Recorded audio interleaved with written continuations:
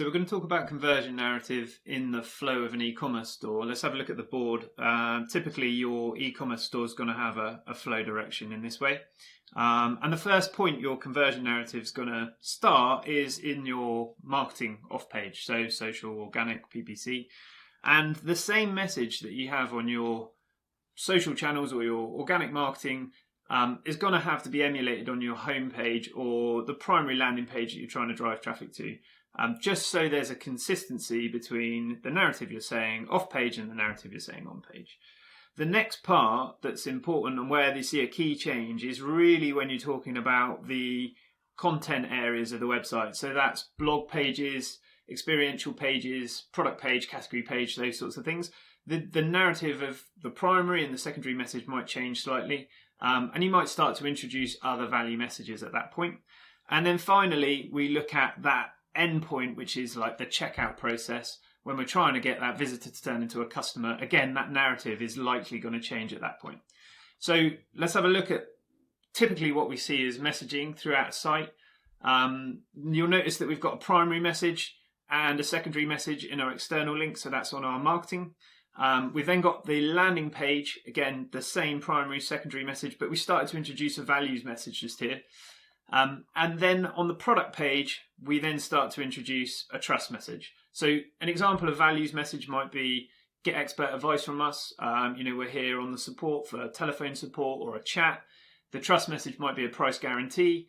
But what you can see is as we go through the journey, there are more messages. So we started off with something simple, like the largest range of X, because we want to show the breadth and the value of choice that the customer has. Then we might have a secondary message that helps us compete with a competitor. So it might be free delivery or next day delivery, depending on how you want to compete in that part of fulfilling the product.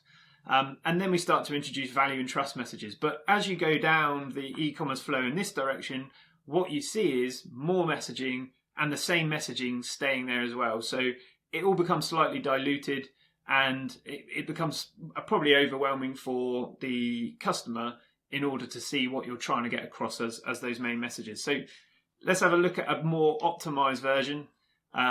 We've still got on our marketing, we've still got on our external links, the primary and secondary message, largest range of X, because we want to show breadth of our product range. And we've still got our competition, so free delivery, fast delivery, next day delivery, whatever that might be. And that stays the same on the landing page. But what we've introduced on the landing page is the expert advice. So if they need help or support with their purchase, you've got that covered. Then we see the product page itself. So what you'll notice at the top here is the primary message has changed. So the primary message is no longer about the largest range. It's actually about the free shipping or the competitor advantage or how quickly you can get that product in your hands. So that becomes the primary message at that stage. We've still got a secondary message, which might be the expert advice, and you can see that's kind of moved up from there to there. And then we've got a values message crept in, which is like a price match guarantee. So if you do see it cheaper elsewhere, you know that you're going to be able to get the difference back or something like that. So it's a reassuring message that you're buying from someone who analyzes price and helps you get a good value product in the marketplace. Then we move on to the basket page. So the messaging hasn't changed at this stage because we still see the delivery and putting the product in the customer's hand is important. And we still want to offer advice if there's still queries. And we still want to make sure that they understand that there's a value proposition here and that we can match a price. The next key stage that it changes at is the billing and shipping or the start of the checkout. So you'll notice that the free shipping message is gone. And the primary message has moved up to expert advice. So again, at this stage, if we're worried people are going to drop out because they've got a niggling query, we can still be there with live chat, we can still be there with phone support. And our secondary message, which has come up from our values message, is the price match guarantee. So that now is the secondary message just to reassure customers at that stage. But what you'll see in the final stages is that flips. And that now becomes our primary message at the payment stage.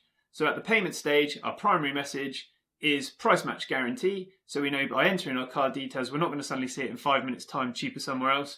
And our secondary message has changed. So that is now about another value, which is 30-day returns. So we can be sure if we buy this, we've got a period we can return it and get a refund if we're not happy.